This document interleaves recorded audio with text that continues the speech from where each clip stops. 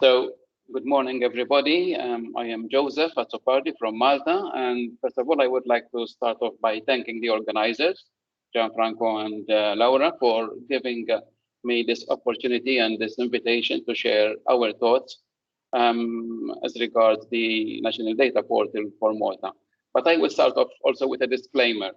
Malta is classified as a beginner in the open data landscape result every year, unfortunately, because of certain limitations we have, but I will not go in that. But we are beginners, but we think that our approach is the right approach in the long term. So as a straight and first answer to the question, I will say straight away that I am not able to say whether open is too much or closed is too much.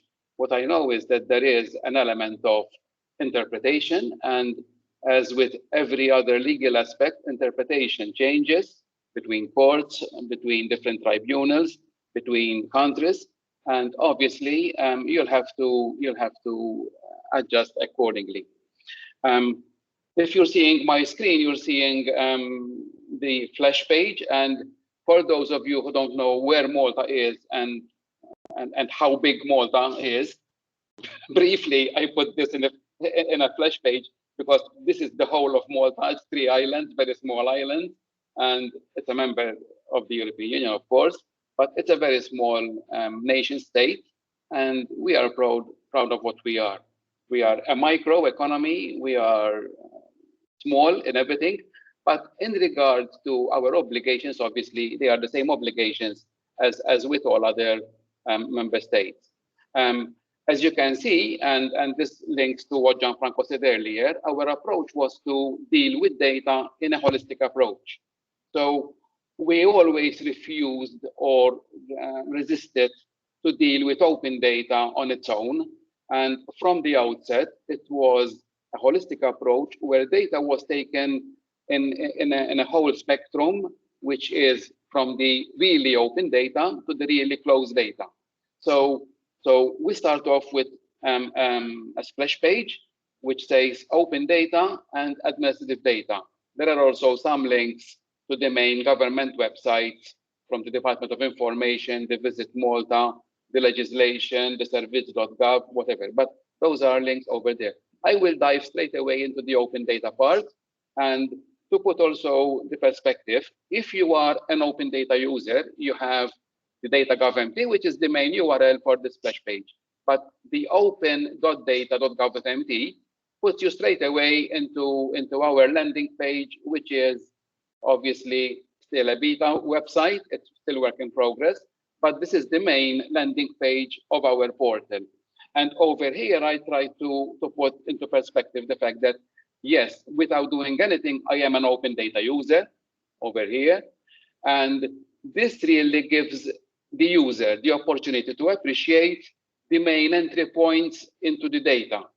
So practically we have publishers, the legislation, the sectors, the functions, and what's new over here is the register of registers, which is also something which we proposed 6-7 years ago and which today is up and running.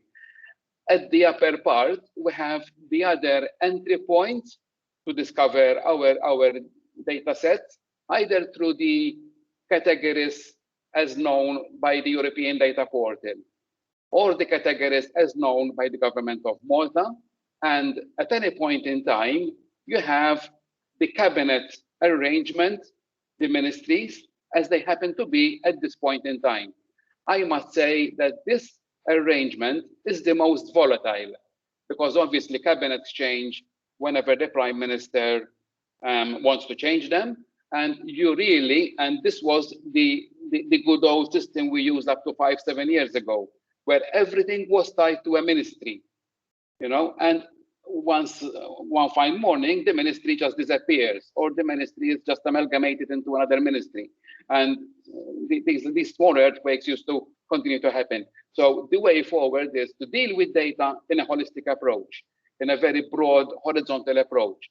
And then to link basically on the categories, which are the main categories. Practically they are shown in an infogram, which is used by the government of Malta.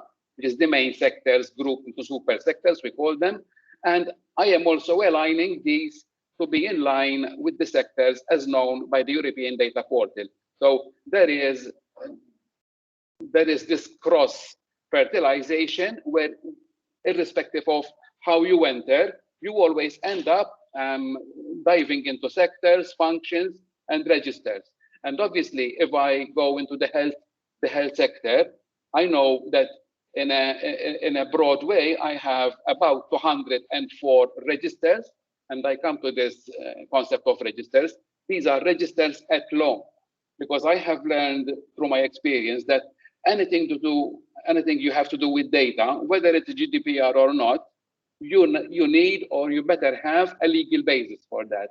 Because if you have a legal basis, it's better than, obviously, if it is person data, you definitely need legal basis or some form of consent or some form of contract.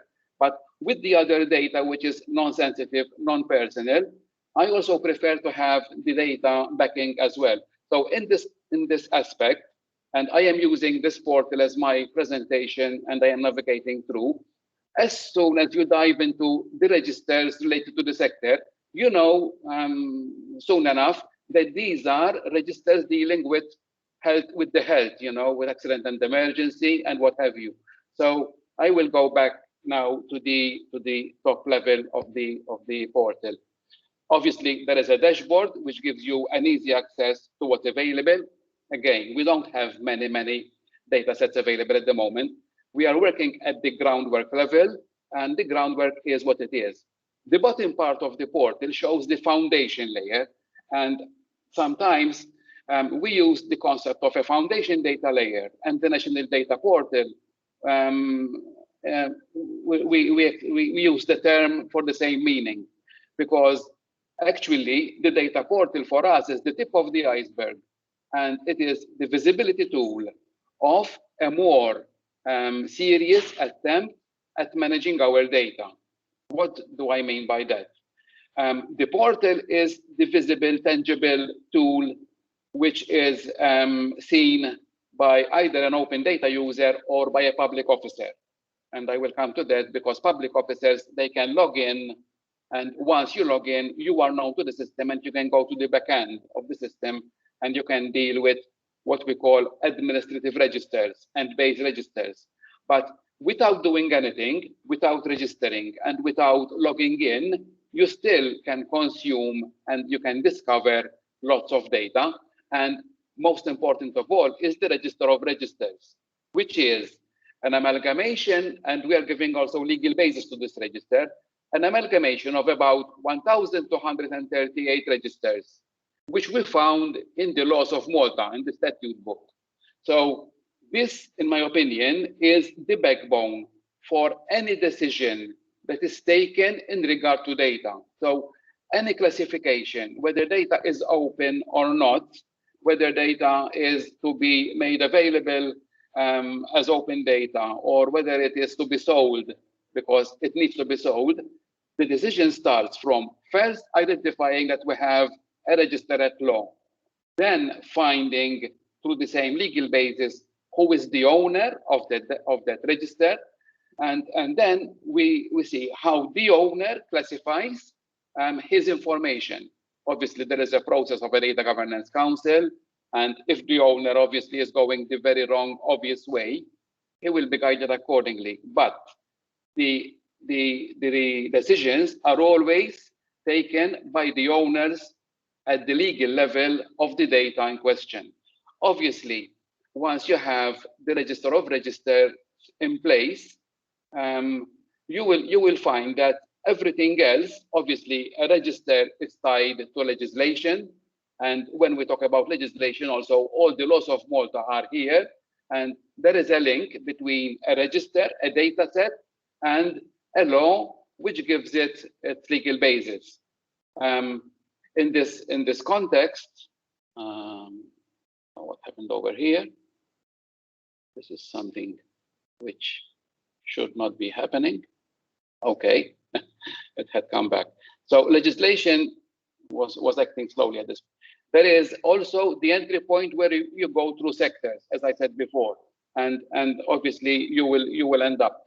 One thing I would like to mention is that when we are trying to sell the opening up of data, the sharing of data, and because it is a holistic view, we are using the once only principle as the very visible and political push we have, where we need to implement the once only principle. And obviously, we are not selling the concept of data governance, because data governance is abstract, and the opening up of data is not really, the governments don't really have the appetite to open up their data. In reality, the same public administration is starved for its own data. And we have started from the concept where charity begins at home.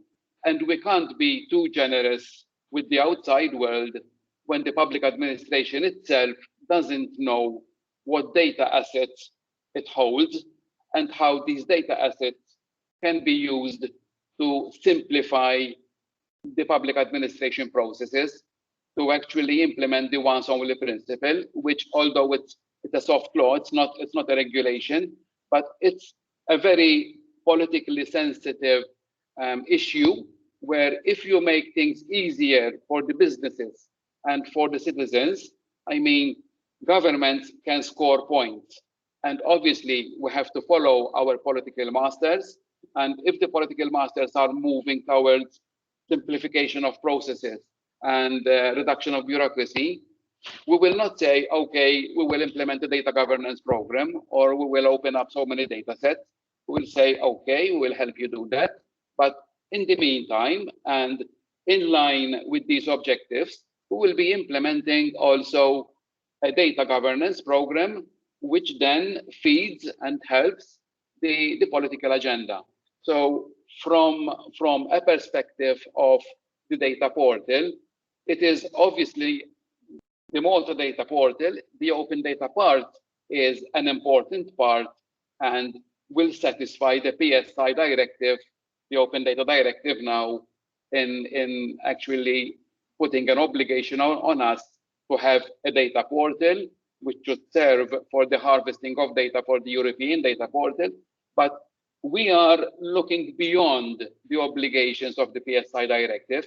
Actually, the Data Governance Act and the new legislative program pushed under the European data strategy are very interesting, if I may say so. And they are practically moving towards closing the gap between the two opposing forces we had, the Open Data Directive and the GDPR, pulling and pushing in different directions. And we were practically in the middle trying to establish a way forward. I think that the Data Governance Act, which we are discussing at the moment in other fora, is going to answer some questions and fill the gap which was left between the GDPR and the open data. But in fairness, I think that more legal certainty is required. Hopefully, it will come in the next few months, if not years. And the approach where we are dealing with data, as I said, in a holistic manner, and starting from the very foundations of data as part of a data strategy. And again, the data strategy we published in 2016. It's still in draft format. It needs to be officially authorized. But the data strategy has four main pillars, which are the portal itself, a metadata platform, an authorization and permissions platform, and the foundation data layer, which is the base registers, the version register, the address register, thanks. And obviously a number of administrative registers, like register of public organizations, register of government websites, register of public services. So in all, this is the way this portal, as I said, which is the tip of the iceberg in regard to the strategy implementation. And our ultimate objective is a once only principle, an assistance to the public administration and the business out there to make better use of its data assets. And I think I can conclude my presentation, my bit of navigation on our portal at this stage, if it's okay.